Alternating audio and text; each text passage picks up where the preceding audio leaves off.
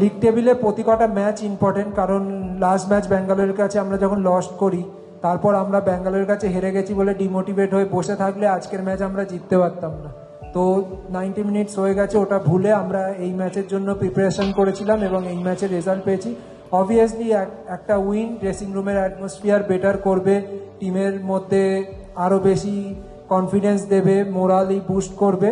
তো ডার্বির আগে 19 তারিখ ডার্বির আগে এই ম্যাচটা, যে এই উইনটা আমাদেরকে অনেক হেল্প করবে ডেফিনেটলি। আর আমি বলবো যে এই উইনটা পুজোর আগে আমাদের মোহনবাগান ফ্যান্সদেরকেও অনেক খুশি দেবে। Thank you. ন্যাশনাল টিমের ডিউটি অলওয়েজ, যখনই আমি চান্স পাবো তো আমি ন্যাশনাল টিমেরও হয়ে, দেশের হয়ে যখনই জার্সি পরতে পারি, আমি নিজেকে ভাবি যে এটা আমার লাস্ট ম্যাচ দেশের হয়ে, তো আমায় নিজের বেস্ট দিতে হবে। তো সেটা ভেবেই আমি মাঠে নামি, তো আমি নিজের বেস্ট দেওয়ার ট্রাই করি। আর যত আমি চান্স পাবো ন্যাশনাল টিমের হয়ে খেলার, তো আমি নিজের বেস্ট দেবো দেশের জন্য। অ্যান্ড ইস্টবেঙ্গল 6টা ম্যাচ হেরেছে, বাট সেটা কোনো ম্যাটার করে না, কারণ ডার্বি ডিফারেন্ট হয়।